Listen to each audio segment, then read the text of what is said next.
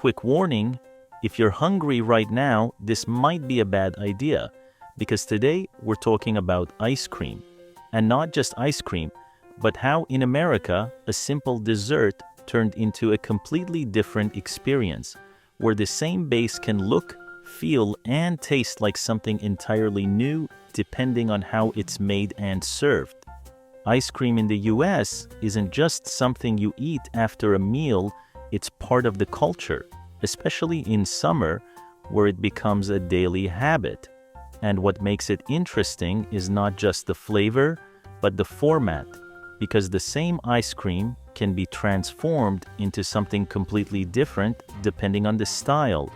And Americans consume tens of liters of ice cream per person every year, which basically proves that this is no longer just a dessert. It's a lifestyle. Soft serve is probably the most recognizable version because it's light, airy, and served immediately from a machine in that perfect swirl that somehow always looks ideal. And even though it melts faster, that's exactly why people love it, because it's meant to be eaten right away at its best moment, especially on hot days when the texture feels smooth and refreshing in a way that regular ice cream doesn't always match. And interestingly, soft serve contains more air than traditional ice cream, which is why it feels lighter but also disappears faster, which might explain why you finish it before you even notice. Then there's the classic scoop ice cream, which is denser, creamier, and served in cones or cups. And this is where things start to get interesting, because in the US, you can find flavors that go far beyond the basics, from cookies and peanut butter to combinations that feel almost experimental, and places like California and New York are known for pushing flavor creativity to another level, while small artisan shops focus on handmade batches with higher fat content, which makes the texture richer and more intense. And yes, this is the point where choosing one flavor suddenly becomes a serious decision. And here's where an interesting competitor appears: gelato. This is the Italian version of ice cream, but with a denser texture, less air, and often a more intense flavor because it typically contains less fat and focuses more on the ingredients themselves. In the US, gelato is especially popular in large cities where people look for a more premium and natural taste, and many believe it delivers a cleaner, more concentrated flavor. Although, let's be honest, choosing just one flavor here is still not an easy task. Rolled ice cream turns the process into a show because it's made right in front of you on a frozen surface, mixed with ingredients, spread thin, and then rolled into small spirals. And people often come not just for the taste, but for the experience of watching it happen, especially since every order looks slightly different, and this style originally became popular from Asian street food before spreading quickly across cities like New York and Los Angeles, where people are willing to wait just to film it. Because let's be honest, if it's not on camera, did you even eat it? At this point, things start to get extreme, because overloaded ice cream is less about balance and more about impact, with cookies, chocolate, candy, sauces, and layers stacked together, creating something that looks almost unreal and is designed to grab attention instantly. And this style became especially popular on social media, where desserts are built not just to be eaten, but to be shared online, which is why some of them look more like art pieces than food, and finishing one alone is a serious challenge.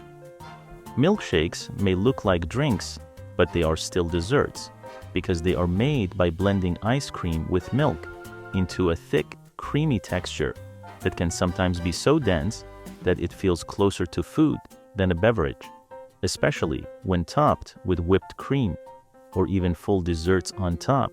And in classic American diners, milkshakes have been a staple for decades, because if you can easily drink it through a straw, it's probably not thick enough. And now, one of the most unusual versions, black ice cream. It looks like something you probably shouldn't eat, which is exactly why everyone wants to try it. The color usually comes from activated charcoal, creating a strong visual effect that made it extremely popular on social media. And let's be honest, sometimes this is one of those cases where the look matters just as much as the taste. If you want something lighter, there are options like shave ice or Italian ice, where the focus is on refreshing texture, bright colors, and cooling effect rather than richness, which makes them especially popular in hot regions like Hawaii or Florida. And unlike traditional ice cream, these desserts are often dairy-free, making them feel lighter, although somehow you still end up ordering the largest size. Frozen yogurt offers a different approach because it feels like a lighter and more customizable version where people can build their own dessert by adding fruits, nuts, or sweets, turning it into something personal, and it became especially popular in places like California, where healthy desserts are a trend. Although, the moment you add chocolate, cookies, and syrup, the healthy part becomes negotiable. And then there is the world of luxury and unusual ice cream, where things go far beyond what you would expect, because some desserts can cost hundreds of dollars, especially in places like New York, where ice cream is served with edible gold, rare ingredients like Madagascar vanilla, premium chocolate, or even truffles, while other versions focus on creativity, like liquid nitrogen ice cream that freezes instantly in front of you. And at that point, it's not just about taste anymore. It's about the experience, the story, and maybe just a little bit about saying, yes, I actually paid for this. What makes all of this interesting is that, despite the huge variety, the base is usually very similar, built from milk, cream, and sugar. And it's the presentation, technique, and creativity that completely change how we experience it, proving that sometimes the difference is not in the product itself, but in how it's delivered. So in the end, it's still one dessert, but with completely different forms, from simple and classic to extreme and experimental, and each one gives you a different kind of experience depending on what you're looking for. So now the question is simple. Which one would you try first?